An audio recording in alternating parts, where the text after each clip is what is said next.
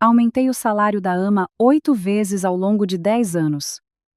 No dia em que ela se despediu, acompanhei-a à estação de comboios.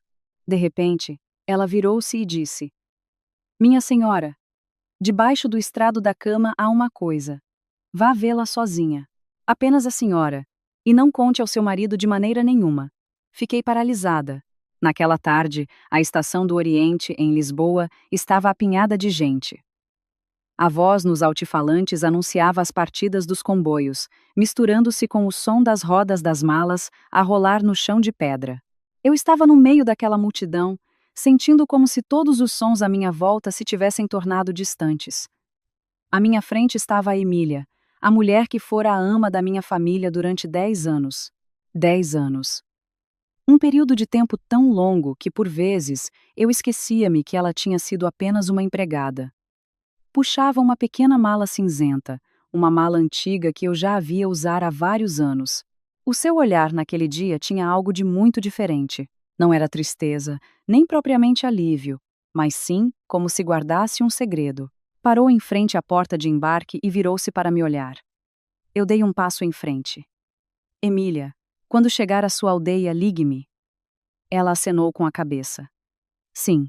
Depois, de repente, aproximou-se de mim 2 passos, inclinando a cabeça para perto do meu ouvido. A sua voz era muito baixa. Tão baixa que tive de suster a respiração para a ouvir claramente. Senhora Helena, debaixo do estrado da cama no seu quarto, há uma coisa. Fiquei petrificada. Ela continuou, com a voz ainda mais baixa. Vá à casa ver sozinha, apenas a senhora. Fez uma pausa, e o seu olhar fixou-se diretamente no meu. Não conte ao Sr. Vasco. Fiquei atônita. Antes que eu pudesse perguntar mais alguma coisa, ela puxou a mala, virou-se e entrou diretamente pela porta de embarque. A multidão engoliu-a imediatamente, e eu fiquei ali, imóvel, com o coração a bater tão depressa que parecia que ia saltar do peito. Em 10 anos, durante todo o tempo que trabalhou em minha casa, a Emília nunca me tinha falado naquele tom. Nunca. Chamo-me Helena e tenho 38 anos. Aos olhos dos outros, sou uma mulher com bastante sorte. O meu marido Vasco trabalha no ramo da construção e imobiliário. O negócio é bastante próspero. A nossa família vive num grande apartamento perto do Parque das Nações, em Lisboa, com quase 150 quadrados. Eu não preciso de trabalhar. O meu dia a dia é bastante simples. De manhã, levo o meu filho à escola. À hora do almoço, vou ao mercado. À tarde, cozinho o jantar e ocasionalmente encontro-me com amigas para tomar um café. A vida, à primeira vista, é muito tranquila, mas só eu sei quão frágil é essa tranquilidade. A Emília chegou à nossa casa há 10 anos, na altura em que eu tinha acabado de dar à luz o meu filho, o Tiago. O Tiago era um bebé difícil. Chorava todas as noites até ficar com a voz rouca, e eu estava exausta. Uma noite, eu estava a embalá-lo enquanto chorava com ele. O telefone tocou. Era a minha sogra.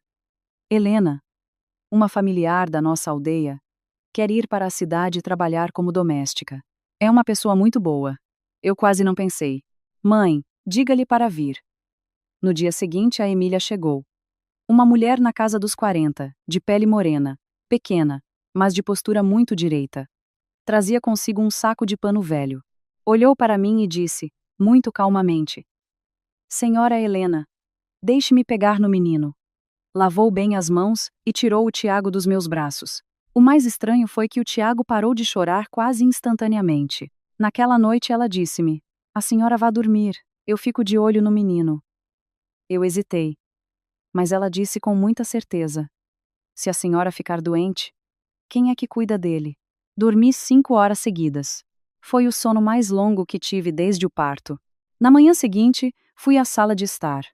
O Tiago dormia tranquilamente no colo da Emília. Na mesa, havia uma taça de papa de aveia quente e um prato de torradas com manteiga. Dei uma trinca. E, de repente, as lágrimas caíram-me. Não porque a comida estivesse deliciosa, mas porque desde que o meu filho nascera, ninguém me tinha preparado o pequeno almoço assim. A partir desse dia, a Emília ficou. 1 ano, 2 anos, depois 3. O tempo passou tão depressa que nem eu dei por isso. O seu salário no primeiro ano era de 600 euros. No final do ano, dei-lhe um bônus de 500 euros. Ela ficou envergonhada. A senhora deu-me demasiado. Eu sorri. A Emília merece. Nos anos seguintes, aumentei-lhe o salário continuamente. 700, 800, 900 e depois 1.000 euros por mês. O meu marido, por vezes, não ficava satisfeito. Para que é que pagas tanto a uma ama? Eu respondia apenas com uma frase. A Emília não é como as outras empregadas. Na verdade, no meu coração, eu sempre a considerei mais como família, especialmente quando o meu filho tinha 3 anos. Uma noite, ele teve febre alta. O meu marido estava em viagem de negócios e eu entrei em pânico. Foi a Emília que pegou no carro e nos levou, mãe e filho, ao hospital. Ela disse, de forma muito simples: as crianças são mais importantes que o código da estrada. Quando o Tiago recuperou, dei-lhe um bônus extra de 1.000 euros. Eu disse com sinceridade: a Emília também é boa para a nossa família. E assim, 10 anos se passaram. A Emília continuou lá, na minha casa, até esta manhã, quando se despediu subitamente. Sem aviso prévio, sem muitas explicações, disse apenas uma frase: Senhora Helena, tenho de voltar para a minha terra. Acompanhei-a à estação e ela disse-me aquela frase estranha. Debaixo do estrado da cama havia algo, e eu não devia contar ao meu marido. No caminho de carro para casa, a minha cabeça andava à roda e a sensação de inquietação crescia. Ao chegar à casa, o apartamento estava silencioso. O Tiago estava no centro de estudos. O Vasco ainda não tinha chegado. Fiquei de pé no meio do quarto, a grande cama no centro do espaço familiar. A luz da tarde incidia sobre o chão de madeira, e a frase da Emília ecoava na minha cabeça. Debaixo do estrado da cama há uma coisa. Ajoelhei-me, batendo com a mão em cada tábua do estrado. Toque, toque, toque. A maior parte soava sólida, até que no canto perto da cabeceira, o som mudou. Pof, oco. O meu coração disparou. Corri à sala, peguei numa chave de fendas da caixa de ferramentas e voltei para forçar a tábua. A madeira soltou-se, revelando um pequeno espaço vazio. Lá dentro havia uma pequena caixa de metal. Com as mãos a tremer, levantei-a. A caixa era bastante pesada, envolvida por um saco de plástico. Abriu. Lá dentro, havia apenas 2 coisas: um caderno de notas e um envelope branco. Reconheci imediatamente o caderno. Fora um presente que eu dera a Emília no ano anterior. A capa tinha uma flor de amendoeira impressa. Abri o envelope e várias fotografias caíram no chão. Assim que olhei para a primeira fotografia, foi como se alguém me tivesse despejado um balde de água gelada. O homem na foto era, sem dúvida, o Vasco, o meu marido, mas a mulher de braço dado com ele era uma rapariga muito jovem. Fiquei em silêncio no quarto durante muito tempo. As fotografias estavam espalhadas pelo chão de madeira, e as minhas mãos tremiam tanto que não conseguia apanhá-las. Na primeira foto, o Vasco estava em frente a um centro comercial recém-inaugurado no Colombo. A rapariga jovem de braço dado com ele, com a cabeça ligeiramente inclinada sobre o seu ombro, tinha um sorriso tão doce que a intimidade era óbvia. Na segunda foto, os dois estavam sentados num restaurante, e o Vasco servia-lhe comida. Na terceira, ela beijava-o na bochecha. Na quarta foto, o Vasco colocava-lhe um colar. Reconheci imediatamente aquele colar. No ano anterior, o Vasco tinha me dito que o comprara para uma parceira de negócios como presente de aniversário. Na altura, eu até o elogiei por saber manter as relações de negócios. Agora, ao pensar nisso, o meu coração ficou gelado. Sentei-me no chão, com as costas encostadas à cama. O quarto estava terrivelmente silencioso. Só um momento depois me lembrei da carta dentro do envelope. Abria. A caligrafia familiar da Emília apareceu. As suas letras eram muito cuidadas, cada linha escrita com uma caneta de tinta azul. Peço desculpa, senhora Helena. Hesitei muito tempo antes de decidir contar-lhe isto. Na verdade, sei do caso do senhor Vasco há quase um ano. No início, pensei que fossem apenas colegas de trabalho, mas depois vi-os juntos várias vezes. Uma vez no centro comercial, outra num restaurante, e uma vez vi-os a entrar de mãos dadas num hotel. Li até aqui e senti um nó na garganta. Tive de respirar fundo para continuar a ler. Não me atrevi a contar-lhe. A senhora trata-me demasiado bem. Tinha medo que ficasse magoada. Mas há 3 meses, ao arrumar o vosso quarto, encontrei um brinco de mulher debaixo da cama. Não era seu. Depois disso, prestei mais atenção. Vi um cartão de quarto de hotel no bolso do casaco do Sr. Vasco. Uma vez, o telemóvel dele acendeu-se e eu vi uma mensagem. A remetente chamava-lhe marido. Tirei estas fotografias em segredo. Sei que não me devia meter nos vossos assuntos, mas não conseguia fingir que não sabia. Senhora Helena, a senhora é uma boa pessoa. Não merece ser tratada assim. A última linha fez a minha mão tremer com força. Há mais uma coisa que tenho de lhe dizer. Recentemente, ouvi o Sr. Vasco a falar ao telefone. Ele dizia que tinha de transferir dinheiro para outra conta, sem que a senhora soubesse. Não percebo dos negócios dele, mas acho que a senhora devia ter cuidado. No final, estava a assinatura Emília e a data. Pousei a carta. Senti como se o mundo inteiro tivesse desabado à minha frente. 11 anos de casamento. Eu sempre pensei que o Vasco era apenas um homem ocupado com o trabalho. Falava menos do que antes, sorria menos, vinha menos vezes à casa para jantar. Eu costumava consolar-me a pensar, ele deve estar cansado. Mas afinal, ele não estava cansado. Apenas dedicava essa energia a outra mulher. O meu telemóvel vibrou de repente. O nome no ecrã era Vasco. Fiquei a olhar para aquele nome durante muito tempo. O homem com quem eu pensava que passaria o resto da minha vida tornara-se agora tão estranho. A voz do Vasco do outro lado da linha soava normal, como todos os dias. Esta noite tenho um jantar com clientes, não vou à casa. Ri-me por dentro. Clientes, talvez quisesse dizer hotel. Tentei manter a voz calma. Onde estás? Do outro lado da linha, houve um segundo de silêncio. Na empresa. Continuei. Na empresa ou num hotel? O Vasco ficou em silêncio total. A atmosfera ao telefone tornou-se tão pesada que eu conseguia ouvir a sua respiração. O que é que estás a dizer? Perguntou ele. Peguei numa das fotografias do chão, olhando fixamente para o seu rosto sorridente. Estás com aquela rapariga de 20 e poucos anos, não estás? A minha voz estava tão fria que até eu me surpreendi. O Vasco ficou em silêncio. Desta vez, um silêncio mais longo. Depois, fez uma pergunta que me fez o coração afundar. Quem é que te disse? Não negou, não se explicou. Perguntou quem me tinha contado. Só essa pergunta foi suficiente. Sorri ligeiramente. Adivinha? O Vasco respirou fundo. Foi a Emília? Fechei os olhos. Ele adivinhou imediatamente. Isso significava que ele sabia que a Emília sabia. Onde estás? Perguntei novamente. Não faças uma cena. Eu perguntei onde estás. Estou ocupado. Vasco, disse eu, pausadamente. Estou no parque de estacionamento do Hotel Éden. Menti. Mas um segundo depois o Vasco respondeu imediatamente. Não subas. Aquela frase foi como uma faca direta no meu coração. Não precisei de perguntar mais nada. Estava tudo claro. Desliguei. No quarto, só se ouvia o tic-tac do relógio. Sentei-me durante muito tempo. Depois levantei-me, juntei todas as fotografias e a carta e guardei-as na caixa de metal.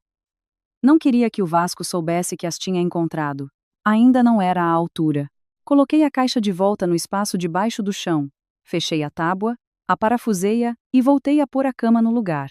Tudo parecia exatamente como antes. Apenas uma coisa tinha mudado. Eu já não era a mulher ingênua de 10 minutos atrás.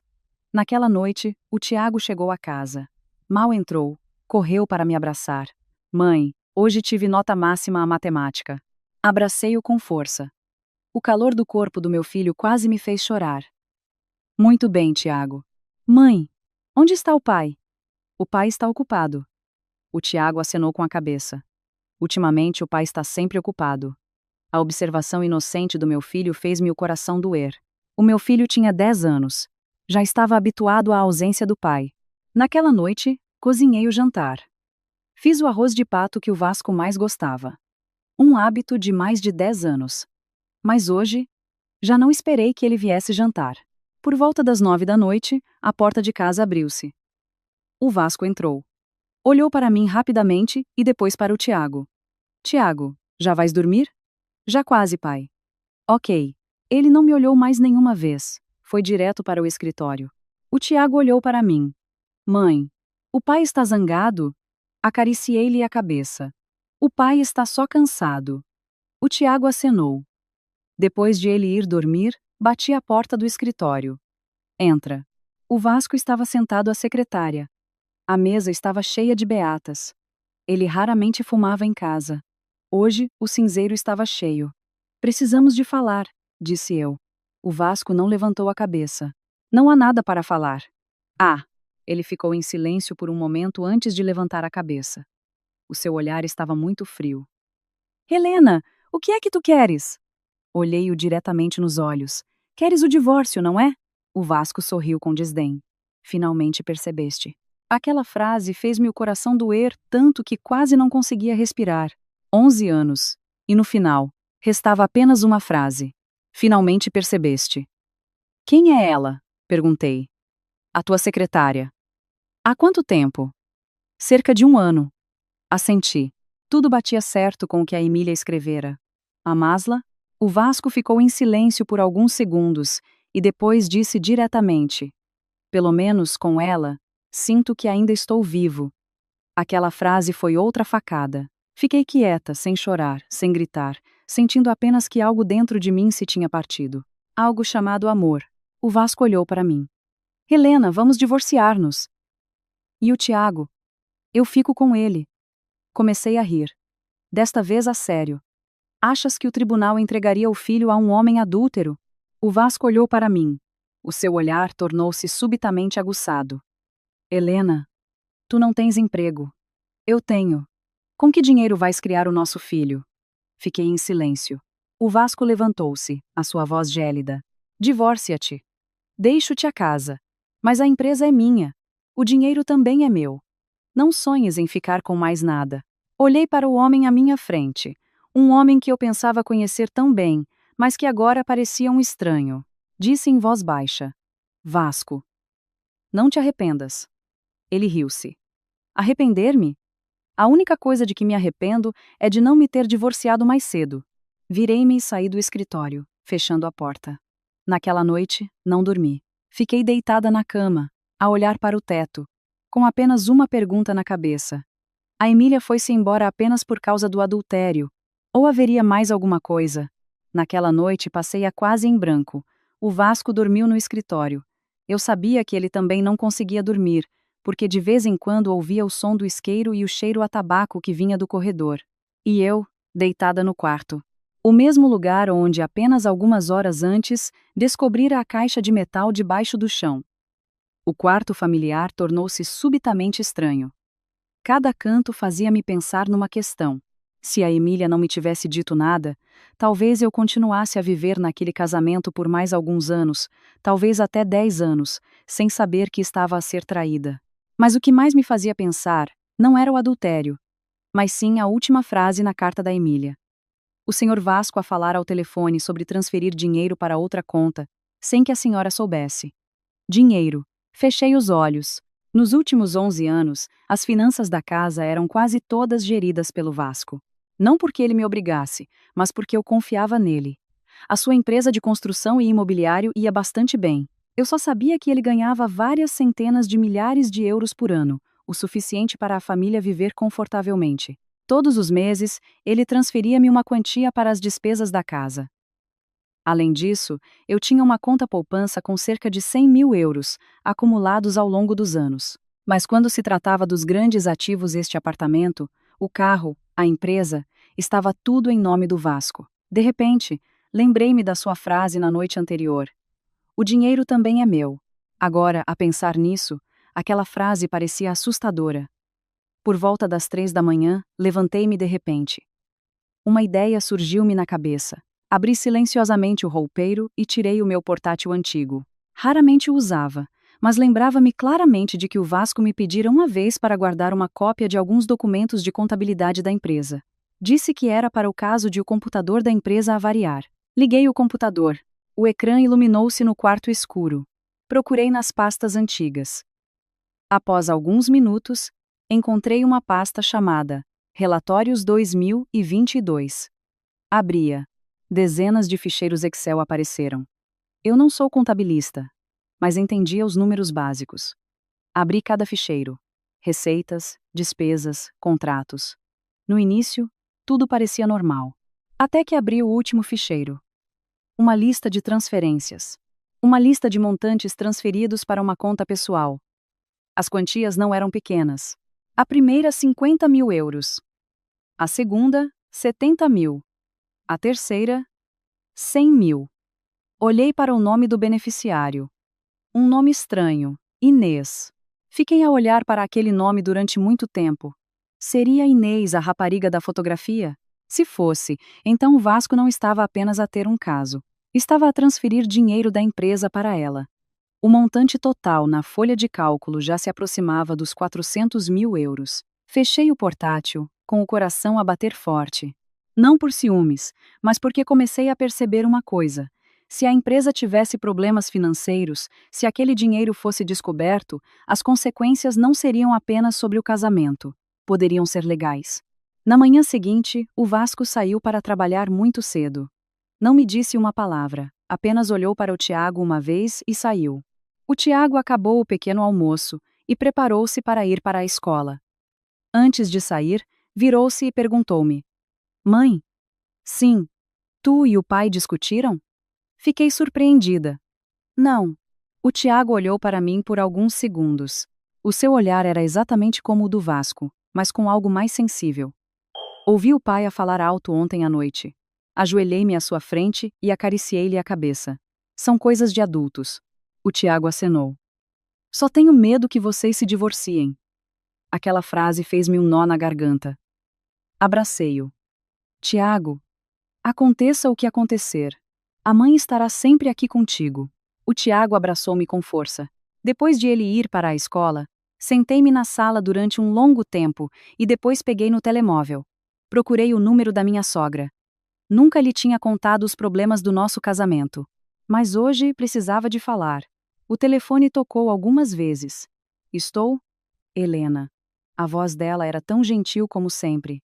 Olá, mãe. Passa-se alguma coisa, minha filha? Fiquei em silêncio por alguns segundos e depois disse: Mãe, está livre hoje? Estou. Por quê? Queria ir à sua casa um bocadinho. A minha sogra vivia numa pequena casa na Baixa. Desde que o meu sogro falecera, ela vivia sozinha.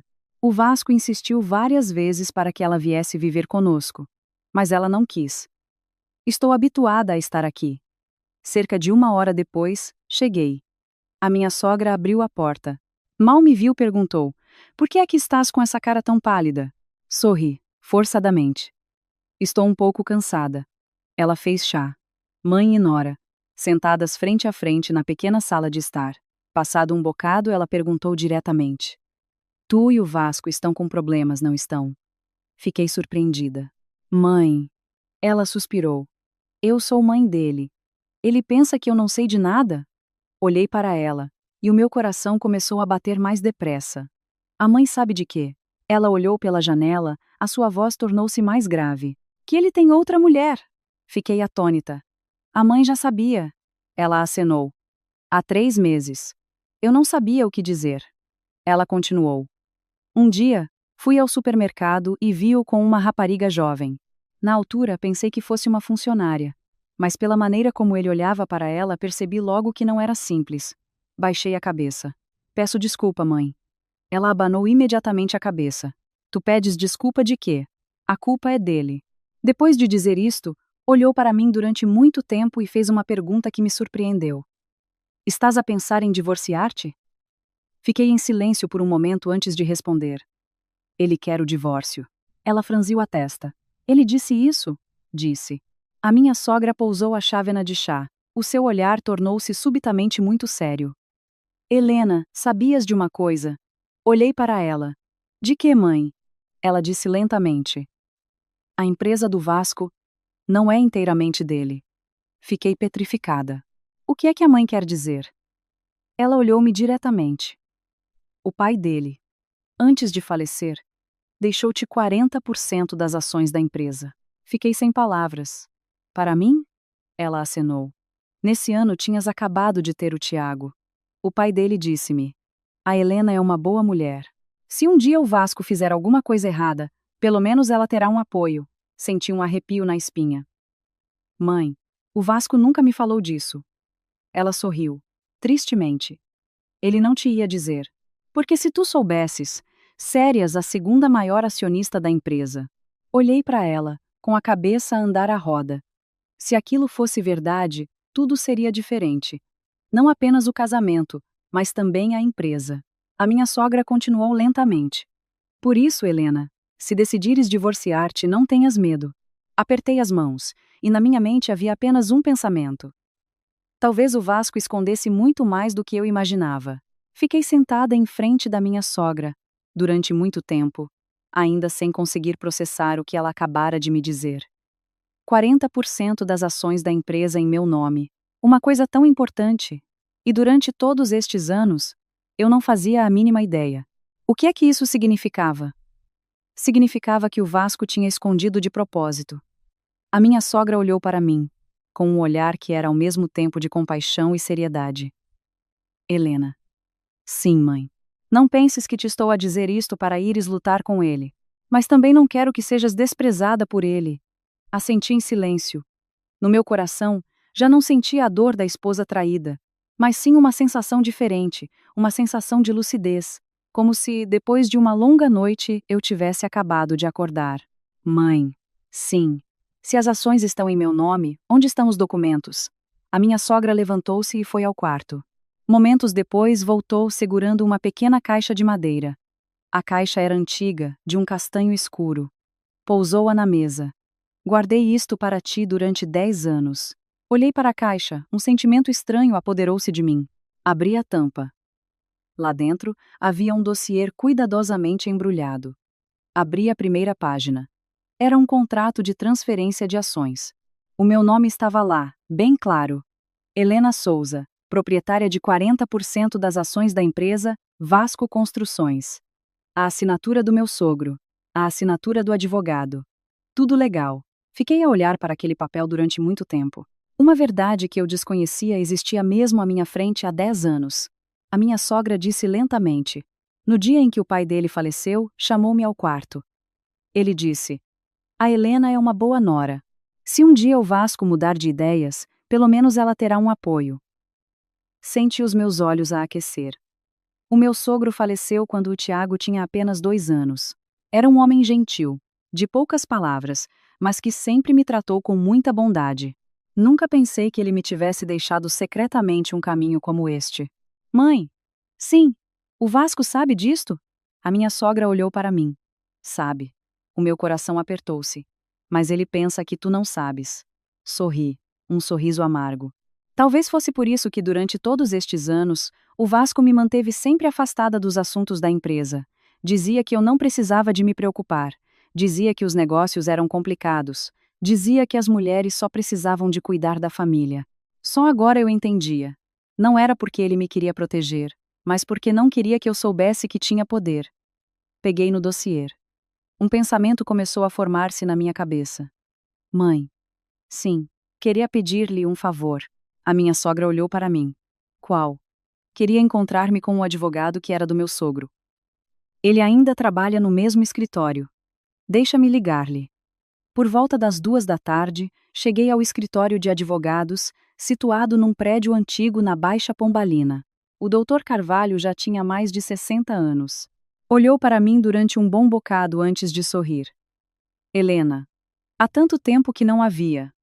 Olá, doutor. Sempre o tratei assim. Ele fora um grande amigo do meu sogro. Sentámo-nos no seu pequeno escritório. Coloquei o dossiê na mesa. Doutor, queria perguntar-lhe sobre isto. Ele pôs os óculos e abriu-o para ver. Apenas alguns segundos depois, acenou. Sim, este é o contrato que o seu sogro assinou antes de falecer. Fui eu que o redigi. Respirei fundo. Então, estas ações ainda são válidas? Ele olhou para mim. Claro. A Helena é a segunda maior acionista da empresa, depois do Vasco. Mas na prática, o seu poder é quase igual ao dele. Senti o meu coração a acelerar. Mas eu nunca participei na gestão. Ele sorriu. Não faz mal. A lei não exige que trabalhe na empresa, apenas que possua as ações. Fiquei em silêncio por alguns segundos e depois perguntei o que mais me preocupava. Doutor, Se o diretor de uma empresa transferir dinheiro da empresa para uma conta pessoal, o que acontece? Ele olhou para mim. O seu olhar tornou-se imediatamente sério. Quanto? Cerca de 400.000 euros. Ele pousou a caneta. Helena, está a falar do Vasco? Não respondi. Mas ele entendeu. Suspirou. Se esse dinheiro não for uma despesa legítima, isso é apropriação indevida de bens da empresa. Os outros acionistas têm todo o direito de exigir uma investigação. Engoli em seco. Eu também tenho esse direito. Ele acenou. Especialmente possuindo 40%. A sala ficou em silêncio por alguns segundos. Ele olhou-me com atenção. Helena. Sim. Não me quero meter nos vossos assuntos de casal. Mas se estiver relacionado com a empresa, deve pensar muito bem. Assenti. Eu compreendo. Depois de sair do escritório, não fui logo para casa. Sentei-me no carro, a observar as pessoas a passar na rua, com a cabeça a andar à roda. 11 anos de casamento. 1 ano de adultério. 400.000 euros transferidos para a amante. E 40% das ações da empresa em meu nome. Tudo isto parecia peças soltas de um puzzle. Mas quando as juntei, uma imagem muito clara começou a emergir. O Vasco queria o divórcio. Pensava que eu não tinha nada, nem dinheiro, nem poder, nem apoio. Mas ele não sabia. Eu já conhecia o seu maior segredo. Naquela tarde, cheguei à casa mais cedo. O Tiago estava a fazer os trabalhos de casa na sala. Mãe. Sim. Onde é que a mãe foi hoje? Fui encontrar-me com um conhecido. O Tiago acenou e depois perguntou. Mãe, por que é que hoje estás a sorrir mais? Fiquei um pouco surpreendida. Estou? Estás? Oh. Tiago sorriu. A mãe está a sorrir. Mas os teus olhos não estão tristes como ontem. Acariciei-lhe a cabeça. Tiago. Sim. Confias na mãe? Confio, claro. Aconteça o que acontecer no futuro. Ficas com a mãe. Está bem? O Tiago não hesitou. Eu fico sempre com a mãe. A sua resposta simples aqueceu-me o coração. Naquela noite o Vasco chegou à casa tarde, por volta das 10. Entrou na sala e viu-me sentada a ver televisão. Ficou um pouco surpreendido. Ainda não foste dormir? Estava à tua espera. O Vasco franziu a testa. O que foi? Desliguei a televisão e olhei-o diretamente. Vasco. O quê? Vamos falar sobre a empresa. O seu olhar mudou instantaneamente. O que é que tu sabes da empresa? Sorri. Um sorriso muito calmo. Sei o suficiente para perceber onde estão os 400.000 euros que tu transferiste. O rosto do Vasco ficou pálido num instante. O rosto do Vasco ficou pálido em apenas um segundo. Ele ficou imóvel no meio da sala, a olhar para mim sem pestanejar. O silêncio na sala tornou-se tão denso que eu conseguia ouvir o tic-tac do relógio na parede. O que é que acabaste de dizer? Perguntou o Vasco. A sua voz era baixa, já não tinha a frieza da noite anterior. Recostei-me no sofá, a olhá-lo diretamente. Eu disse: onde estão os 400.000 euros que tu transferiste? A atmosfera estava pesada, como se estivesse a ser comprimida. O Vasco aproximou-se lentamente. Onde é que foste buscar essa informação? Aquela pergunta fez-me ter vontade de rir. Um marido que acabara de ser apanhado pela mulher em adultério. A primeira coisa que deveria dizer seria uma explicação, ou pelo menos um pedido de desculpas. Mas o Vasco perguntou como é que eu sabia. Sorri. Isso é importante? É importante, disse ele imediatamente. O seu olhar começou a ficar mais aguçado. Tu não pode saber disso do nada. Olhei para ele durante um bom bocado e depois disse lentamente: Vasco, achas que eu sou assim tão estúpida? Aquela frase fê-lo parar. Nos últimos 11 anos, nunca lhe tinha falado naquele tom. Antes, sempre que discutíamos, era eu quem cedia. Mas hoje, já não queria fazer isso. Não precisas de saber, disse o Vasco. Os assuntos da empresa não te dizem respeito. Comecei a rir. Não me dizem respeito? Levantei-me. Fui à mesa, servi um copo de água e bebi um golo. Depois virei-me para ele. Então explica lá. Esses 400.000 euros são uma despesa legítima? O Vasco ficou em silêncio. 1 segundo, 2 segundos, 3 segundos. Aquele silêncio era a resposta. Não penses que por saberes uma coisita ou outra me podes ameaçar, disse ele. Essa conta é de um parceiro de negócios. Assenti. Um parceiro chamado Inês? O Vasco ficou petrificado. Desta vez ficou mesmo petrificado. No seu olhar, brilhou um laivo de pânico. Tu! Ele ia dizer alguma coisa, mas parou. Olhei para ele e de repente senti uma sensação estranha. Este era o homem que eu amara profundamente. O homem com quem eu pensava que envelheceria. Mas neste momento, ao ver o seu pânico, senti apenas estranheza. Vasco, disse eu. Sabes qual é a parte mais engraçada disto tudo? Ele não respondeu. É que tu achas que eu não sei de nada. Achas que sou apenas uma mulher que fica em casa a cozinhar e a levar o filho à escola. Achas que não percebo de empresas, de dinheiro, de leis. Fiz uma pequena pausa. Mas esqueceste-te de uma coisa. O Vasco olhou para mim. De quê? Olhei-o diretamente nos olhos. Eu sou acionista da empresa. Aquela frase caiu como uma pedra pesada. O Vasco ficou imóvel. Por alguns segundos, não conseguiu dizer nada. Depois, riu-se. Um riso um pouco forçado. Helena, não estejas a brincar. Eu não estou a brincar, disse eu. E tu também não. Ele olhou para mim fixamente, como se tentasse perceber se eu estava a dizer a verdade ou não. Quem é que te disse isso? Perguntou ele. O Dr. Carvalho. Mal proferi aquele nome. A expressão do Vasco mudou instantaneamente. Eu sabia que ele tinha percebido. 40% das ações, disse eu lentamente. O teu pai deixou-mas. O Vasco deixou-se cair na cadeira. Esfregou a testa com a mão e muito tempo depois disse: Soubeste quando? Hoje. Ele riu-se baixinho. Percebe-se. Percebe-se porque é que hoje estás tão calma. Não disse nada. O Vasco olhou para mim, com um olhar complexo. Helena. O quê? O que é que vais fazer? Aquela pergunta fez-me ficar em silêncio por alguns segundos.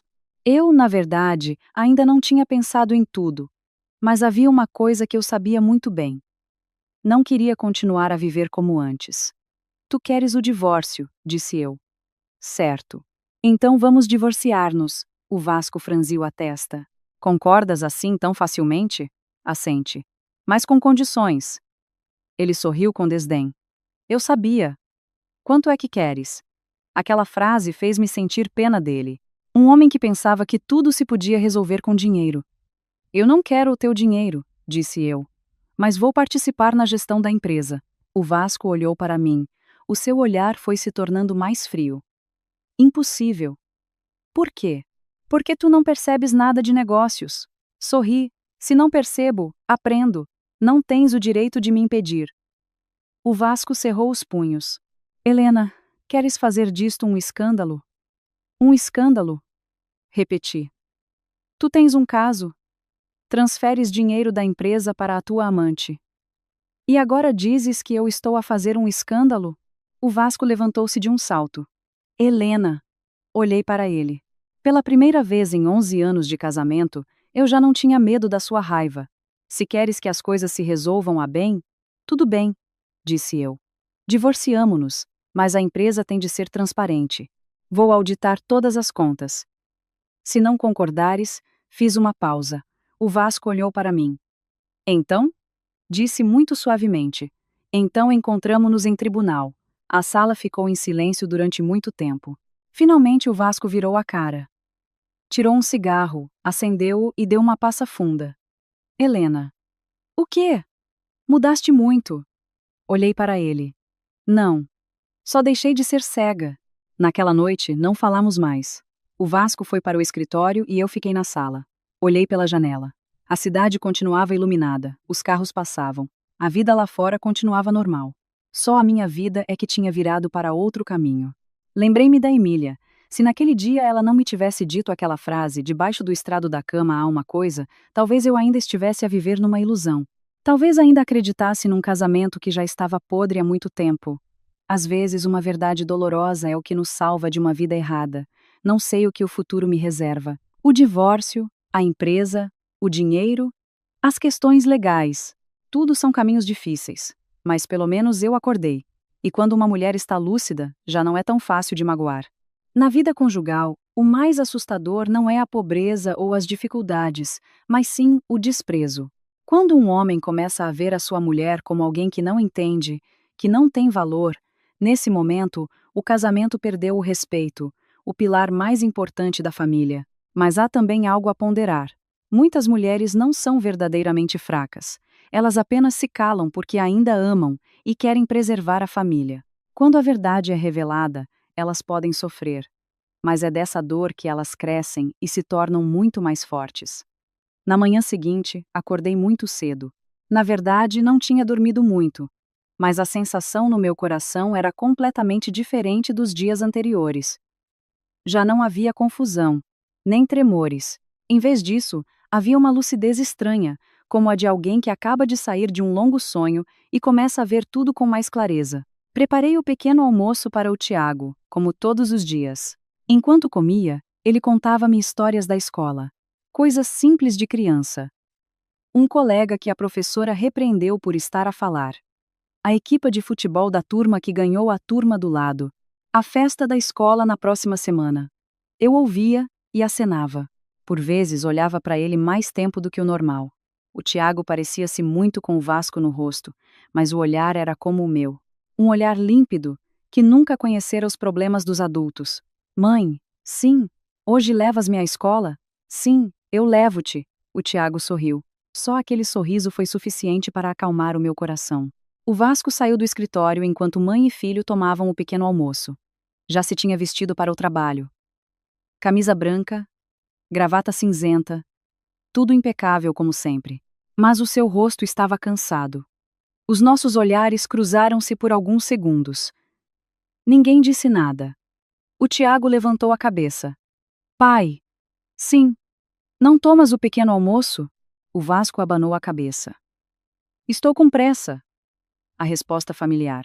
O Tiago parecia já estar habituado. Apenas acenou com a cabeça. Depois de o Tiago ir para a escola, voltei para casa.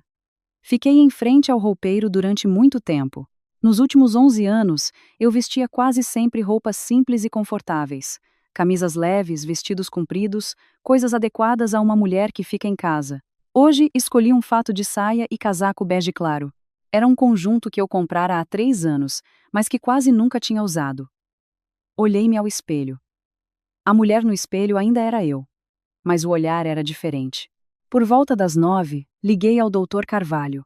Doutor. Sim, Helena. Queria ir hoje a Vasco Construções. Do outro lado da linha, ele ficou em silêncio por alguns segundos. Quer ir na qualidade de acionista? Sim. Está bem, disse ele imediatamente. Eu vou consigo. Às 10 da manhã, o carro do Dr. Carvalho parou em frente ao edifício da Vasco Construções. Eu já tinha passado por este edifício muitas vezes, mas nunca tinha entrado, em parte porque o Vasco não queria, e em parte porque eu também não achava que precisasse. Hoje, pela primeira vez, atravessei a grande porta de vidro da empresa. A recepção ficava logo à frente. Uma rapariga jovem levantou-se. Bom dia, em que posso ajudar? Olhei em volta. O espaço era amplo, luminoso, muito profissional. Gostaria de falar com o diretor, o Sr. Vasco. A recepcionista hesitou um pouco. Tem hora marcada? Antes que eu pudesse responder, o Dr. Carvalho adiantou-se. Somos acionistas da empresa. A rapariga ficou imediatamente embaraçada. Ah, sim. Vou ligar para o gabinete do diretor. Apenas alguns minutos depois, o elevador abriu-se. O Vasco saiu. Viu-me e depois olhou para o Dr. Carvalho. O seu olhar escureceu instantaneamente. Helena. Olá, Vasco, disse eu. A minha voz estava muito calma. O que é que vieste fazer à empresa? Visitar. Sorri. Afinal de contas, também sou acionista. Aquela frase fez com que vários funcionários à volta se entreolhassem. O Vasco cerrou os punhos. Helena, vamos falar em privado. Está bem. Entramos no gabinete do diretor. O escritório do Vasco era espaçoso e luxuoso. Mal a porta se fechou, o Vasco virou-se para mim. O que é que tu queres? Como te disse ontem à noite, quero auditar as contas da empresa. Impossível, disse ele imediatamente. Foi então que o Dr. Carvalho interveio.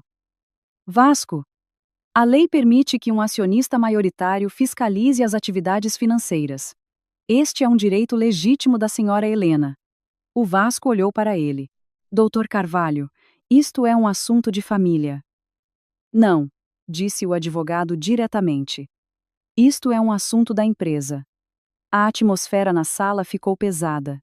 O Vasco olhou para mim durante muito tempo e finalmente disse: Está bem. O que é que queres verificar? Antes que eu pudesse responder, bateram levemente à porta. Uma rapariga entrou. Senhor Vasco, os documentos que pediu. Ela parou a meio da frase. O seu olhar cruzou-se com o meu. Reconheci-a imediatamente. A rapariga das fotografias. Inês. Ao vivo, ela parecia ainda mais jovem do que eu pensava. Talvez uns 25 anos. Maquilhagem leve. Um vestido de escritório justo. Olhou para mim e depois para o Vasco. Peço desculpa, não sabia que estava com visitas. O Vasco disse imediatamente: Inês, pode sair, por favor. Mas eu intervi. Não é preciso. Aproximei-me dela. A distância entre nós era de apenas alguns passos. A Inês parecia um pouco tensa. A senhora é? Sorri. Sou a mulher do Vasco. A sala ficou em silêncio. A Inês pestanejou e depois acenou levemente com a cabeça. Muito prazer. Olhei para ela por alguns segundos. Nenhuma vergonha. Nenhum embaraço. Apenas uma certa cautela. És a Inês? Sim. A secretária do senhor Vasco. Sim. Virei-me para o Vasco. Uma secretária muito próxima, de facto. O Vasco franziu a testa. Helena. Mas eu não olhei para ele. Continuei a olhar para a Inês. Trabalhas aqui há quanto tempo? Há mais de um ano. Assenti. Coincidia com o que eu sabia. O trabalho deve ser muito exigente, não? A Inês sorriu levemente. É normal. Ao ponto de receber várias centenas de milhares de euros da empresa também ser normal? Aquela frase fez com que a expressão dela endurecesse. O Vasco deu um passo à frente. Helena, já chega. Mas eu continuei calma. Olhei-a diretamente nos olhos. Sabes, o dinheiro da empresa não pode ser transferido para quem se quer. A Inês não respondeu. Apenas olhou para o Vasco. Aquele olhar fez-me perceber. Talvez ela nunca tivesse pensado que um dia eu apareceria aqui. Nunca pensou que a mulher que ficava em casa entraria na empresa como acionista. O Vasco disse, taxativo: Inês, sai. Desta vez ela não disse mais nada. Apenas se virou e saiu da sala. A porta fechou-se. O Vasco virou-se para mim. Helena, estás a complicar tudo. Olhei para ele. Não. Estou apenas a pôr as coisas em ordem. Na vida, há pessoas que pensam que o silêncio dos outros é fraqueza. Mas, na verdade, muitas vezes é apenas paciência. Quando a confiança é traída e o respeito já não existe, essa paciência desaparece. E, nesse momento, a pessoa que antes era a mais silenciosa pode tornar-se a mais calma e forte. A história da Helena mostra algo muito real na vida. Quando uma mulher compreende o seu próprio valor, não precisa de gritar nem de se vingar. Basta manter-se firme e olhar a verdade de frente para que tudo mude. Mal a porta do gabinete do diretor se fechou atrás da Inês, a atmosfera na sala tornou-se imediatamente mais pesada. O Vasco estava à minha frente. O seu olhar misturava raiva e tensão.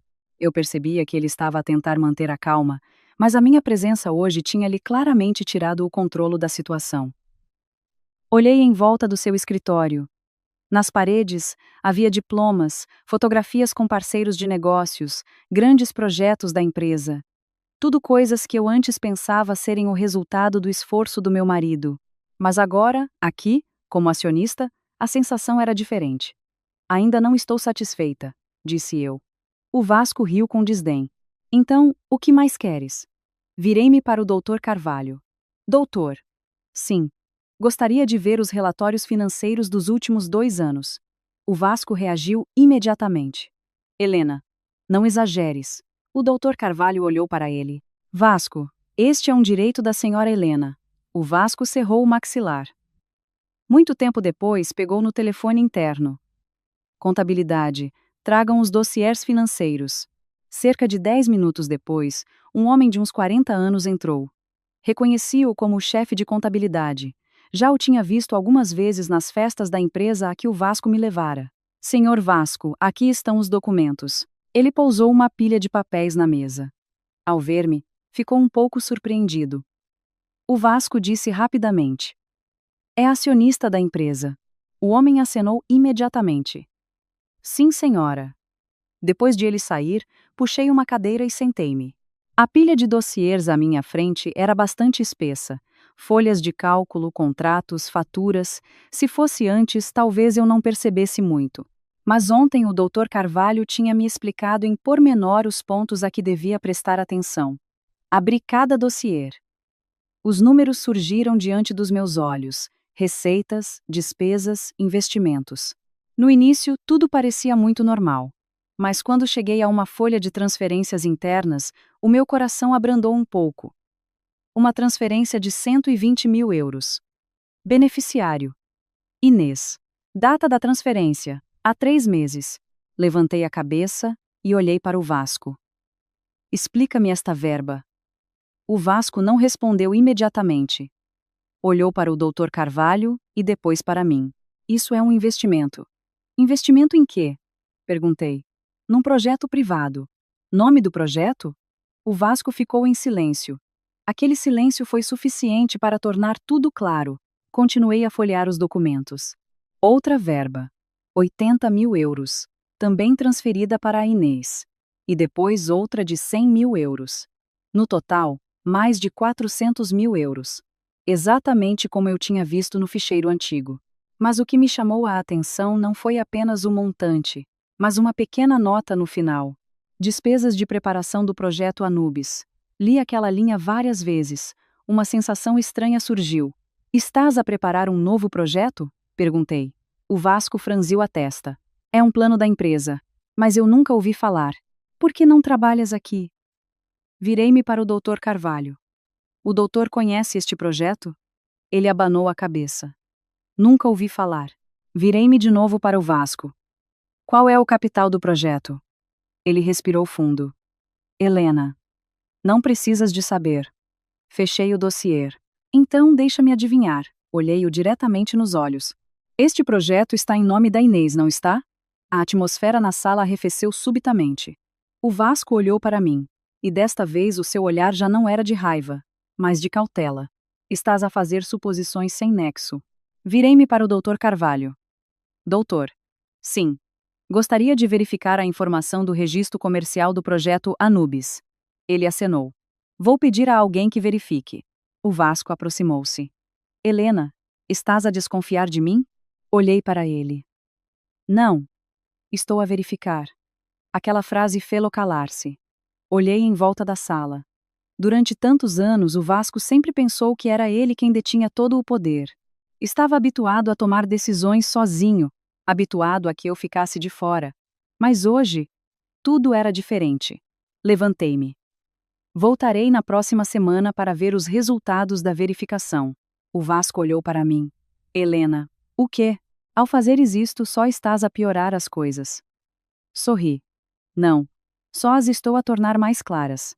Quando eu e o Dr. Carvalho saímos do gabinete do diretor, muitos funcionários da empresa olhavam na nossa direção. Talvez a notícia já se tivesse espalhado. A esposa raramente vista do diretor tinha vindo à empresa como acionista. Não prestei muita atenção. Fomos diretamente para o parque de estacionamento. No carro, o Dr. Carvalho disse: Helena. Sim. Acho que adivinhou bem. O doutor refere-se ao projeto Anubis? Sim. É provável que o Vasco esteja a transferir dinheiro da empresa para outra empresa em nome da Inês. Olhei pela janela do carro. A multidão continuava a agitar-se na rua. Então, se for esse o caso, o que acontece, doutor? O doutor Carvalho suspirou. Aí, já não é só adultério. É apropriação indevida de bens da empresa. Fiquei em silêncio. Muito tempo depois, disse: Doutor. Sim. Não quero destruir a empresa. Só quero a verdade. Ele acenou. Eu compreendo. Quando o carro parou em frente à minha casa, saí. Já era quase de tarde, e o sol dourado estendia-se pela pequena rua. De repente, lembrei-me dos dias em que a minha vida girava em torno desta casa, das refeições e das noites à espera que o meu marido chegasse. Naquela altura, eu pensava que vivia uma vida muito tranquila. Mas só agora percebia que a verdadeira tranquilidade não é a ausência de tempestades, mas sim saber exatamente onde se está. E agora, eu começava a ver o caminho à minha frente. No casamento, muitas pessoas pensam que a traição se limita aos sentimentos, mas na realidade, quando uma pessoa se habitua a esconder e a mentir, pode continuar a ocultar coisas muito maiores. O que é de louvar na Helena não é o facto de ela ter sido forte desde o início, mas sim a sua coragem de enfrentar a verdade quando esta apareceu. A vida, por vezes, não nos dá escolhas perfeitas, mas dá-nos sempre a oportunidade de nos tornarmos lúcidos e de nos defendermos. Os dias seguintes passaram mais devagar do que eu esperava. A vida por fora continuava normal. Eu continuava a levar o Tiago à escola, a cozinhar, a arrumar a casa como todos os dias. Mas por dentro, eu sabia que tudo estava diferente. Eu já não era a mulher que apenas esperava pelo marido para jantar. Eu estava à espera de uma verdade. 3 dias depois da minha visita à empresa, o Dr. Carvalho ligou-me. Helena. Sim, doutor. Pedi para verificarem o projeto Anubis. O meu coração afundou-se um pouco. E qual é o resultado? Do outro lado da linha, ele ficou em silêncio por alguns segundos. A Helena tinha razão. Apertei o telemóvel com força. É uma empresa recém-criada, registrada há 6 meses. A diretora é a Inês. Fechei os olhos. Apesar de já o ter previsto, ao ouvir a confirmação, a sensação foi como se algo pesado me tivesse caído em cima. Qual é o capital social, doutor? Perguntei. 300 mil euros. Ri-me baixinho. 300 mil euros. Um número tão familiar. Porque o dinheiro que o Vasco transferira para a Inês era quase esse valor. E os acionistas? Continuei. O Dr. Carvalho disse. Nos documentos, só aparece o nome da Inês. Mas acho que a senhora já percebeu. Eu percebi. A empresa em nome da Inês. O dinheiro da Vasco Construções. O projeto Anubis. Tudo se encaixava para formar uma imagem muito clara. O Vasco estava a transferir os ativos da empresa para outra, a preparar-se para uma nova vida com aquela mulher. Desliguei e sentei-me em silêncio na sala. Na varanda, o sol da tarde caía sobre as árvores. Uma tarde muito normal. Mas, de repente, senti uma sensação estranha. Não era dor, nem raiva, mas sim desilusão. 11 anos de casamento, e só agora eu percebia que o homem em quem eu tanto confiava me tinha manipulado a esse ponto. Naquela noite, o Vasco chegou à casa mais cedo do que o habitual. Entrou na sala e viu-me a ler um livro. Helena. Sim. Precisamos de falar. Fechei o livro. Diz. O Vasco ficou de pé por um momento e depois sentou-se na cadeira à minha frente. Helena, acho que não precisamos de tornar as coisas tão tensas. Olhei para ele. O que é que queres dizer? Eu dou-te uma quantia de dinheiro. Quanto? Perguntei diretamente. Ele hesitou. 300 mil euros. Ri-me baixinho. 300 mil euros. Que coincidência. Achas que 300 mil euros são suficientes? Perguntei. Quanto mais queres? Eu não quero dinheiro. O Vasco franziu a testa. Então, o que é que queres? Transparência. A minha resposta fê-lo calar-se. Passado um bocado, ele disse: Helena, o que se passou entre mim e a Inês, eu admito. Mas a empresa não tem nada a ver com isso. Olhei para ele. Então, o que é a empresa Anubis? Aquela pergunta fê-lo parar. Eu sabia. Ele não esperava que eu soubesse tão depressa. Helena, andaste a investigar-me? Não. Apenas me informei. O Vasco suspirou. Isso é apenas um projeto privado. Não tem nada a ver com a Vasco Construções. Assenti. Mas o dinheiro da Vasco Construções tem. Ele não respondeu. Levantei-me e fui para a varanda. O Vasco seguiu-me. As luzes da rua já se tinham acendido. A cidade à noite tem sempre uma beleza muito particular. Mas esta noite eu olhava para ela com um sentimento diferente. Vasco, disse eu. O quê? Alguma vez pensaste que eu descobriria isto? Ele ficou em silêncio por alguns segundos. Não. A resposta foi tão direta que me surpreendeu um pouco. Por quê? Porque tu não te interessas pela empresa. Virei-me e olhei para ele.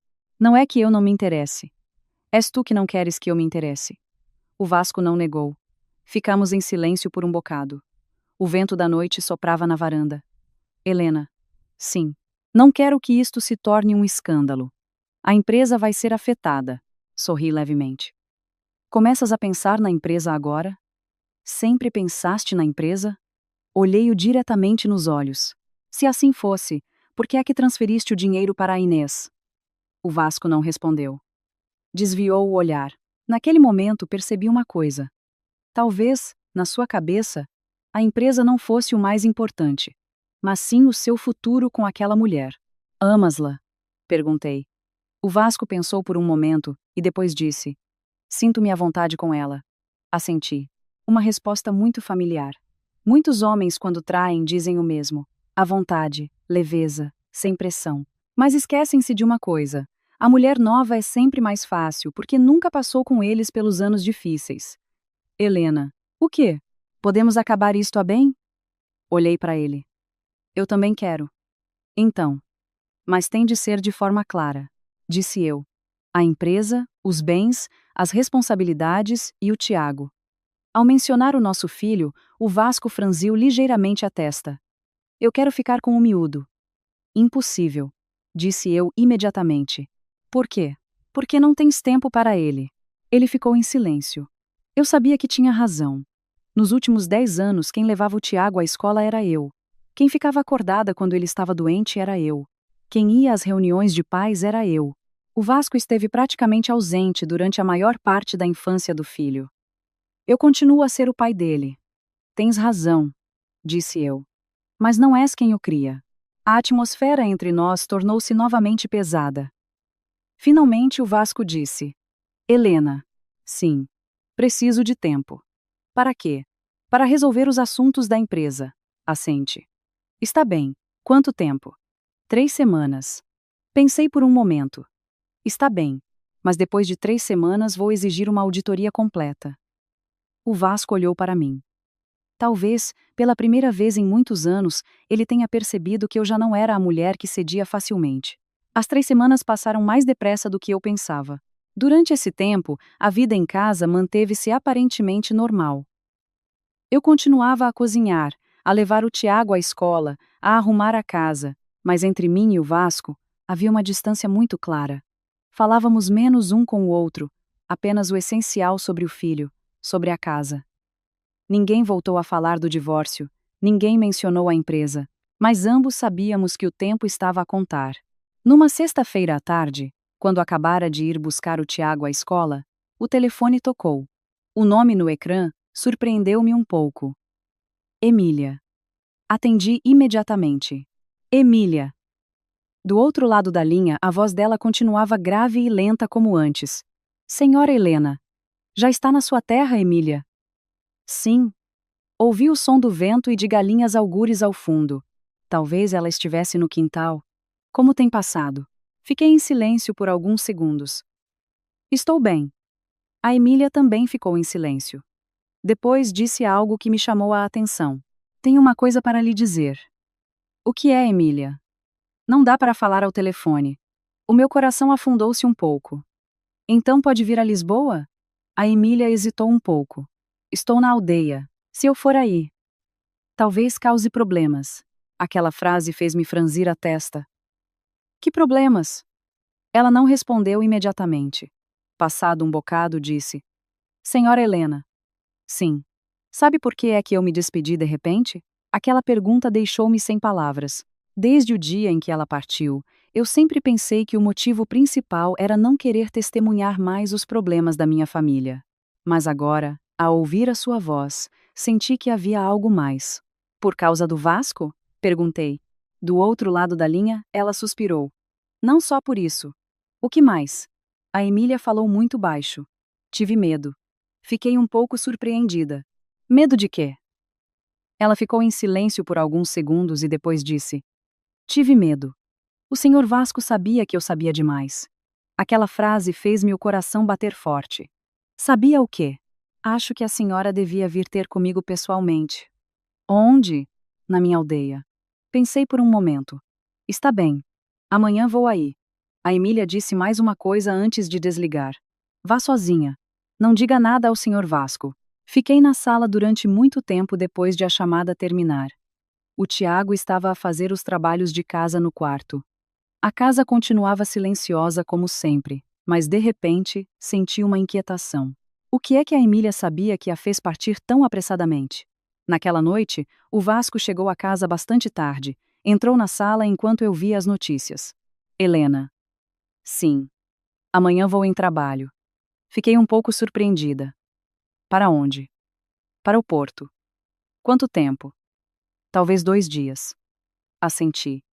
Na minha cabeça, surgiu uma ideia. Talvez esta fosse a oportunidade para ir ter com a Emília sem ter de dar muitas explicações. Na manhã seguinte, depois de levar o Tiago à escola, saí de Lisboa de carro. A aldeia da Emília ficava a cerca de 2 horas da cidade. Era uma zona rural pequena, com estradas estreitas, ladeadas por campos e fileiras de sobreiros. Demorei a encontrar a casa dela. Uma casa térrea simples, com telhado de telha antiga. A Emília estava à porta. Ao ver-me, ficou um pouco surpreendida. A senhora veio de carro sozinha? Sim. Ela levou-me para dentro. A casa era muito modesta. Uma mesa de madeira, algumas cadeiras de plástico e nas paredes algumas fotografias de família antigas. Serviu-me um copo de água. Bebi um golo e fui direta ao assunto. Disse que teve medo. Medo de quê? A Emília olhou para o quintal e, muito tempo depois, disse: Senhora Helena. Sim. Sabia que o senhor Vasco foi ter comigo? Fiquei chocada. Foi ter consigo? Sim. Quando? Há cerca de 1 mês. Franzi a testa. Por quê? A Emília suspirou. Ele perguntou-me se eu tinha visto alguma coisa estranha em casa. Se, por exemplo, se a senhora andava a ver o telemóvel dele. Ou se eu lhe tinha dito alguma coisa. Senti um arrepio na espinha. E o que é que respondeu? Disse que não. A Emília olhou para mim. Mas eu sabia que ele estava desconfiado. Fiquei em silêncio. Passado um bocado, perguntei: O que mais sabe? A Emília levantou-se e foi ao quarto. Momentos depois, voltou segurando um pequeno saco de pano. Pousou-o na mesa. Eu trouxe isto de sua casa. Olhei para o saco. O que é? Abra e veja. Abri o saco. Dentro, havia uma pen USB. Levantei a cabeça e olhei para ela. Isto? A Emília disse em voz baixa. Encontrei-a no escritório do Sr. Vasco, enquanto arrumava. Inicialmente, ia deixá-la, mas depois de o ouvir a falar ao telefone, não fiquei descansada. O que é que ele disse? Perguntei. A Emília baixou a voz. Ele disse: Se a história na empresa for descoberta, temos de estar preparados. Preparados para quê? Ela olhou-me diretamente. Para culpar outra pessoa. O meu coração apertou-se de repente. Quer dizer que... Não tenho a certeza, mas acho que ele a pode usar a si. Aquela frase gelou-me. A Emília continuou. A senhora é acionista. Se acontecer alguma coisa, também terá de assumir a responsabilidade. Apertei a pen USB na mão. Um pensamento assustador começou a formar-se. Se o Vasco estava mesmo a transferir dinheiro da empresa para a empresa da Inês, e se mais tarde esse projeto tivesse problemas, não seria apenas uma questão de divórcio. Poderia ser um processo judicial grave, e eu, como acionista, seria arrastada para o meio. Na vida, por vezes, são as pessoas de fora que veem a verdade com mais clareza. A Emília era apenas uma empregada doméstica, mas precisamente por estar fora dos laços emocionais e de interesse, conseguiu ver coisas que quem estava dentro não via. Esta história lembra-nos de uma coisa. A sinceridade não está na posição ou no estatuto, mas no coração. Há pessoas que não são da nossa família, mas que estão dispostas a proteger-nos nos momentos mais difíceis. Segurava a pen USB e sentia a palma da minha mão a arrefecer. Um objeto tão pequeno, mas que podia conter um segredo tão grande. Levantei a cabeça e olhei para a Emília. Já viu o que tem dentro? Ela abanou a cabeça. Não. Por quê? Tive medo. A resposta dela surpreendeu-me um pouco. Não percebo nada de computadores, continuou ela. Mas sei que uma coisa que o Sr. Vasco guarda com tanto cuidado não pode ser trivial. Fiquei em silêncio por um momento. A pen USB na minha mão pesava mais do que eu pensava, não pelo seu peso físico, mas pelo que poderia conter. Emília. Sim, obrigada. Ela olhou para mim. Não me agradeça. Apenas fiz o que achei correto. Olhei em volta da sua pequena casa. Uma casa modesta, sem nada de valor. Mas esta mulher era a única que se atrevera a dizer-me a verdade. Emília. Sim. Arrepende-se de me ter contado. A Emília pensou por um momento e depois abanou a cabeça. Não. Por quê? Ela olhou para o quintal. Se eu ficasse calada, mais tarde sentir-me-ia uma cobarde. Aquela frase deixou-me sem palavras. Há pessoas que não estudaram muito, que não usam palavras bonitas, mas que entendem muito bem o que é correto. Saí de casa da Emília já quase de tarde. A estrada da aldeia continuava silenciosa como quando cheguei. Na minha mão, a pen USB. Na minha cabeça, centenas de perguntas. Se lá dentro estivessem as provas de que o Vasco transferiu dinheiro da empresa, se houvesse documentos relacionados com o projeto Anubis, tudo mudaria completamente. Mas eu também percebia uma coisa. Ao abri-la, talvez entrasse numa verdadeira guerra. 2 horas depois, cheguei a Lisboa. A primeira coisa que fiz não foi ir para casa, mas ligar ao Dr. Carvalho. Doutor. Sim, Helena. Preciso de me encontrar consigo. O que se passa? Tenho uma coisa que quero que veja. Encontramo-nos no seu escritório. Coloquei a pen USB na mesa. O que é isto? Perguntou ele. Encontrei no escritório do Vasco. Ele franziu a testa. Já abriu? Ainda não. Então vamos abrir. Liguei a pen ao portátil. No ecrã, apareceu uma única pasta. O nome da pasta era Projeto Anubis. Eu e o Dr. Carvalho olhámo-nos. Abri a pasta. Dentro, havia vários ficheiros. Folhas de cálculo, contratos e uma pasta de vídeos. Abri primeiro a folha de cálculo. Apenas alguns segundos depois, o Dr. Carvalho suspirou baixinho. É exatamente como eu pensava. O que quer dizer, doutor? Ele apontou para o ecrã. Dinheiro da Vasco Construções, a ser transferido para a empresa. Anubis. Em tranches. Verba a verba. Não eram 400 mil euros, mas um plano para quase 1.200.000 euros. Senti o meu coração a bater forte. 1.200.000? O Dr. Carvalho acenou. Se este plano for concluído, uma grande parte do patrimônio da empresa será desviada. Continuei a abrir os outros ficheiros. Contratos de compra de terrenos, contratos de investimento, tudo em nome da Inês. O Vasco não aparecia em nenhum documento. Uma tática muito inteligente.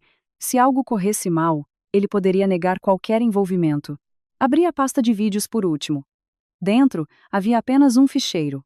Cliquei nele. No ecrã, apareceu a imagem de um café.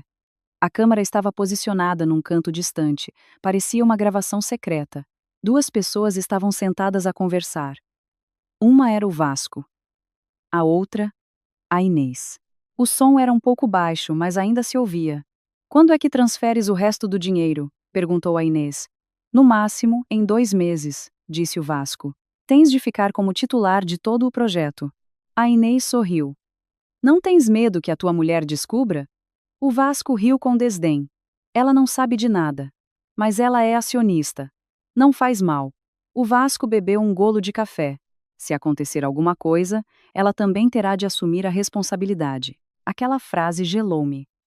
No vídeo, a Inês perguntou. Tens a certeza? Tenho, disse o Vasco. Ela não percebe nada da empresa. Quando tudo estiver feito, já será tarde demais. O vídeo terminou. A sala mergulhou em silêncio. O Dr. Carvalho tirou os óculos. Helena. Sim. Já percebeu a situação, não já? Assenti.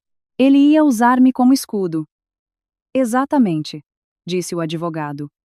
Se o projeto Anubis tiver problemas, a responsabilidade pode ser transferida para os acionistas. Olhei para o ecrã do portátil. A imagem do Vasco ainda estava lá. O homem em quem eu mais confiava era, afinal, quem mais me manipulava. Mas desta vez, não senti dor. Apenas uma clareza imensa. Uma verdade que antes eu não queria ver. Na vida, há traições que não se limitam aos sentimentos, mas que residem também no cálculo. Quando uma pessoa está disposta a colocar os seus interesses acima daquela que um dia foi a sua família, isso já não é um erro momentâneo, mas uma escolha consciente. Mas o que importa é que a verdade, por mais bem escondida que esteja, acaba sempre por vir ao de cima. E quando a verdade aparece, quem antes era desprezado tem a oportunidade de se reerguer mais forte do que nunca. Saí do escritório do Dr. Carvalho já de noite. A cidade estava iluminada. As filas de carros sucediam-se na estrada à minha frente. As luzes vermelhas e amarelas projetavam no vidro do carro uma luminosidade que era, ao mesmo tempo, vibrante e fria. A pen USB estava na minha mala, mas o que me fazia pensar já não era a pen, mas sim o vídeo. A frase do Vasco ecoava na minha cabeça. Ela não sabe de nada. Quando tudo estiver feito, já será tarde demais. 11 anos de casamento, e no final, ele ainda me via como uma mulher que não sabia de nada. Talvez esse tenha sido o seu maior erro. Quando cheguei a casa, o Tiago estava a fazer os trabalhos de casa na sala. Ele levantou a cabeça. Mãe, chegaste? Sim. Já jantaste? Ainda não. Estava à tua espera. Olhei para ele. Na mesa, havia 2 pratos de comida já fria. Ele devia estar à minha espera há bastante tempo. Acariciei-lhe a cabeça. Tiago. Sim, quando fores grande, lembra-te de uma coisa. De que, mãe? Temos de ser pessoas direitas na vida. O Tiago acenou. Eu sei, mãe. Não disse mais nada. Às vezes, as crianças não compreendem o significado completo das palavras dos adultos. Mas acredito que um dia ele irá entender. Naquela noite, o Vasco não veio a casa. Ligou a dizer que ia dormir na empresa. Está bem, foi a minha única resposta. Na verdade, eu sabia por quê. Talvez ele sentisse que eu já sabia mais do que ele pensava, mas ainda não sabia até que ponto. Na manhã seguinte, liguei ao Dr. Carvalho. Doutor. Sim, Helena, quero dar o próximo passo. Tem a certeza? Tenho. Do outro lado da linha, ele ficou em silêncio por alguns segundos. Está bem. Vou preparar tudo. O próximo passo era simples, mas decisivo. Uma Assembleia Geral Extraordinária de Acionistas da Vasco Construções. De acordo com a lei, com 40% das ações, eu tinha o direito de convocar essa reunião. E quando a reunião acontecesse, todos os documentos financeiros teriam de ser apresentados. Naquela tarde, fui à empresa. Desta vez, fui sozinha. A recepcionista reconheceu-me. Senhora Helena. Sim. Vem ter com o senhor Vasco? Não. Venho falar com os recursos humanos. A rapariga ficou um pouco surpreendida, mas acenou. Apenas 10 minutos depois, o aviso da Assembleia Geral foi enviado a toda a direção da empresa. Eu sabia que, quando o Vasco lesse aquele aviso, ele iria perceber tudo. Naquela noite, quando acabava de arrumar a mesa do jantar, a porta de casa abriu-se. O Vasco entrou. O seu rosto já não estava calmo como antes. Helena. Sim? O que é que foste fazer à empresa hoje? Pousei um prato. Já sabes? Acabei de receber o aviso. Então? Ainda bem. O Vasco olhou para mim, com um olhar tenso. Queres mesmo fazer disto um escândalo? Não. Só quero que tudo fique claro. Ele aproximou-se. Helena. Já te disse que podemos resolver isto em privado. Olhei para ele. Em privado, como? Vais transformar as minhas ações em dinheiro? Quanto? Perguntou ele. Ele ficou em silêncio por um momento. 700 mil euros. Rime baixinho. Este número era maior que o anterior. Talvez porque ele começara a sentir o perigo. Achas que o dinheiro resolve tudo? Perguntei. O Vasco olhou para mim. Não é isso. Então o que é? Ele suspirou. Helena, não quero que a empresa seja afetada. Tu já a afetaste, disse eu. Desde o momento em que começaste a transferir o dinheiro. O Vasco parou. O seu olhar tornou-se frio e aguçado. Tu já sabes? Não respondi. Apenas olhei para ele. O meu silêncio era a resposta. O Vasco afastou-se alguns passos e depois voltou-se. Helena, o que é que tu queres? Já te disse. Transparência. Ele riu com desdém. Achas que ganhaste? Não, só quero a verdade. O Vasco olhou para mim durante muito tempo e depois disse uma frase que me fez perceber que ele começara a ficar preocupado. Tens provas? Não disse nada. Apenas me aproximei da mesa, abri a mala e coloquei a pen USB em cima da mesa. A sala ficou em silêncio. O Vasco olhou para a pen. O seu olhar mudou. Onde é que arranjaste isso? Olhei para ele. Adivinha? Por alguns segundos vi claramente o pânico nos seus olhos. Talvez ele se estivesse a lembrar daquela pen. Que ele pensava estar num lugar que ninguém conhecia. Finalmente ele disse. Helena, não faças uma estupidez. Uma estupidez? Sim. Porque se isto vem a público, a empresa vai à falência. Olhei para ele. E de quem é a culpa se a empresa for à falência? O Vasco não respondeu. Apenas olhou para a pen USB. Muito tempo depois, ele disse: Diz o que queres. Falei lentamente. Na Assembleia Geral da próxima semana, tens de apresentar todas as contas de forma transparente e parar com o projeto Anubis. O Vasco opôs-se imediatamente. Impossível. Então, coloquei a mão na pen, deixamos que a lei resolva. A sala mergulhou em silêncio. Foi a primeira vez em muitos anos que vi o Vasco realmente perder o controle da situação. Há uma verdade na vida que muitas pessoas esquecem. A paciência não significa fraqueza. Há pessoas que se calam durante anos, mas quando veem a verdade, podem tornar-se mais calmas e fortes do que qualquer outra pessoa. O que faz uma pessoa amadurecer de verdade não é nunca ter sido traída, mas sim, ao ser traída, manter a lucidez para proteger o seu próprio valor. Uma semana depois, a Assembleia Geral Extraordinária de Acionistas da Vasco Construções realizou-se numa segunda-feira de manhã. O edifício da empresa estava estranhamente silencioso nesse dia. Desde que entrei no átrio, senti a atmosfera tensa. Os funcionários andavam mais devagar, falavam mais baixo. Muitos olhares dirigiam-se a mim e desviavam-se rapidamente. A notícia tinha se espalhado. A esposa raramente vista do diretor era, afinal, a segunda maior acionista da empresa. Vestia o mesmo fato bege da vez anterior, cabelo apanhado, pouca maquilhagem, mas ao entrar no elevador, olhei para o meu reflexo no pequeno espelho e percebi uma coisa. O meu olhar era completamente diferente do de algumas semanas antes. Já não havia hesitação, apenas calma. A sala de reuniões ficava no 6º andar. Quando entrei, quase todos já estavam presentes. O Dr. Carvalho estava sentado à esquerda da mesa. E os outros 2 acionistas minoritários também já tinham chegado. O chefe de contabilidade, o diretor de projetos, alguns gestores de topo, e na cabeceira da mesa estava o Vasco. Vestia um fato preto, o rosto frio. Quando entrei, o seu olhar pousou em mim por alguns segundos. Sem raiva, sem pânico, apenas uma tensão muito bem disfarçada. Sentei-me. A reunião começou. O diretor administrativo levantou-se para ler o motivo da reunião. Assembleia Geral Extraordinária de Acionistas convocada a pedido da acionista Helena Souza, detentora de 40% do capital social da empresa. Depois de ler, sentou-se. O Vasco olhou para mim. Se tens alguma coisa a dizer, diz agora. A sua voz era calma, mas eu sabia que ele estava a esforçar-se para a manter assim. Levantei-me, olhando em volta da sala para os olhares expectantes. Obrigada a todos por terem vindo. Pedi esta reunião por um motivo muito simples. Quero verificar a transparência financeira da empresa. Algumas pessoas entreolharam-se. A atmosfera começou a ficar tensa. O Vasco recostou-se na cadeira. A empresa tem funcionado normalmente. Não há problema nenhum. Assenti. Então, ainda melhor. Só preciso de uma explicação. Virei-me para o chefe de contabilidade. Pode apresentar as transferências dos últimos 6 meses? Ele, um pouco embaraçado, olhou para o Vasco. O Vasco não disse nada, então ele teve de abrir o dossiê. Nos últimos 6 meses, começou a ler.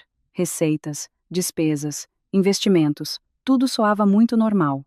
Até que eu disse, pode ler as transferências para contas pessoais? A sala ficou subitamente em silêncio. O chefe de contabilidade hesitou. Essa verba é para despesas de projeto. Que projeto? Perguntei. Ele não respondeu imediatamente. O Vasco interveio. O projeto Anubis. Olhei para ele. Esse projeto não pertence à empresa.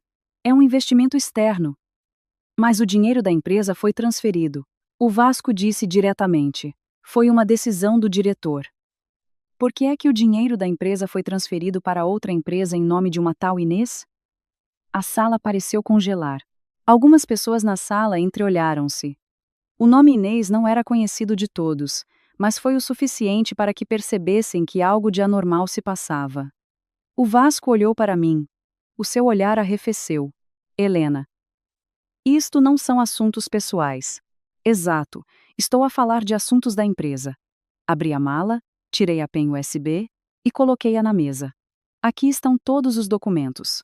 Documentos sobre um plano para transferir quase 1.200.000 euros da Vasco Construções para a empresa Anubis. As pessoas na sala começaram a cochichar. O chefe de contabilidade ficou pálido. O Vasco levantou-se. Helena, estás a difamar-me. Olhei para ele. Então, vamos ver juntos. Liguei a penha ao projetor da sala de reuniões. O grande ecrã na parede acendeu-se. Os ficheiros financeiros apareceram. As folhas de transferências, os contratos. O nome Inês aparecia repetidamente.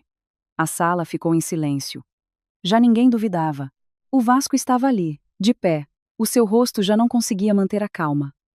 Mas eu ainda não tinha terminado. Abri o ficheiro de vídeo. A imagem do café apareceu. Vasco. Inês. A frase familiar ecoou na sala de reuniões. Se acontecer alguma coisa, ela também terá de assumir a responsabilidade. A sala ficou em silêncio absoluto. O vídeo terminou. Ninguém disse nada por alguns segundos. Então, o Dr. Carvalho levantou-se. Acho que todos já perceberam a situação. Uma grande quantia de dinheiro da empresa foi desviada. E havia planos para continuar a desviá-lo. Um acionista mais velho interveio. Vasco, explica-te. O Vasco ficou imóvel. Muito tempo depois, disse. Foi um investimento estratégico. Não fiz nada de errado. Olhei para ele. Um investimento estratégico, transferindo dinheiro para a tua amante? Aquela frase causou um alvoroço na sala. O Vasco virou-se para mim, com um olhar cheio de raiva. Helena, mas desta vez, ele já não conseguia controlar a reunião. O acionista mais velho disse diretamente: este assunto tem de ser auditado. Suspendam-se temporariamente os poderes do diretor. A atmosfera na sala mudou completamente. O Vasco olhou em volta.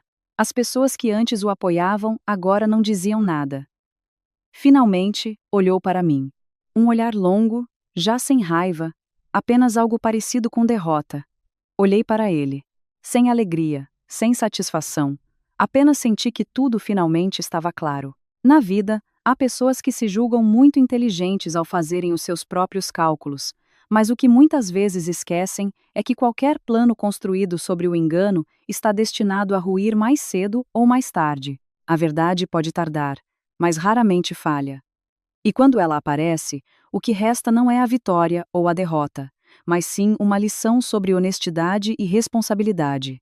Uma mulher portuguesa de cerca de 38 anos, numa moderna sala de reuniões de uma empresa, em frente a um grande ecrã que exibe provas financeiras. Os acionistas sentados à volta, tensos, o marido, um empresário, de pé e petrificado na cabeceira da mesa. A atmosfera é de alta tensão, como se um segredo estivesse a ser revelado. A luz do dia entra na luxuosa sala de reuniões, num estilo cinematográfico 16:9, sem texto.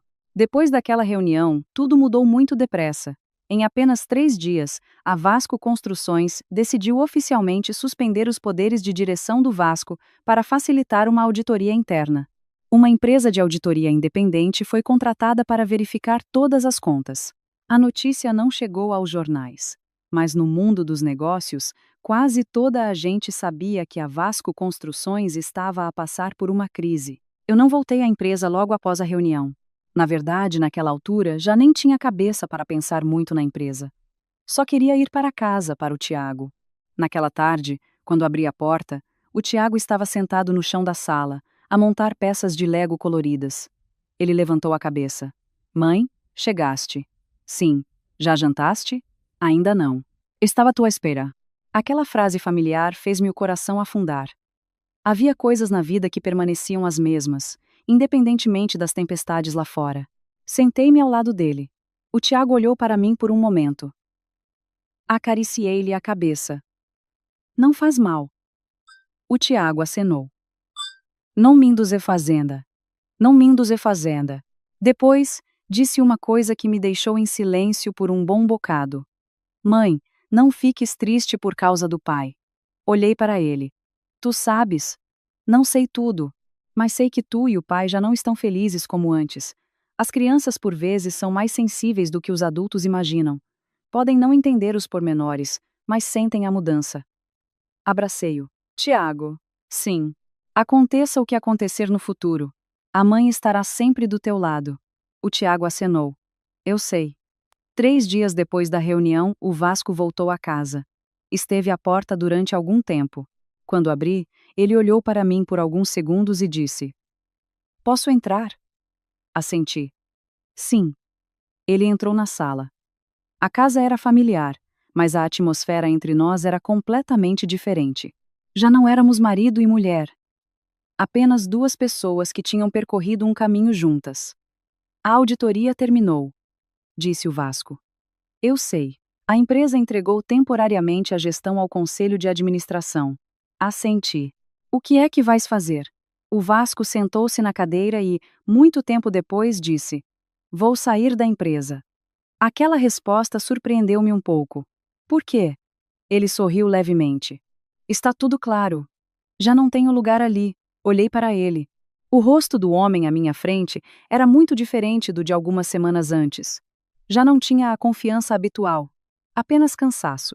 E a Inês? Perguntei. O Vasco ficou em silêncio. Passado um bocado, disse: Ela saiu da empresa. O projeto Anubis também foi cancelado. Não perguntei mais nada.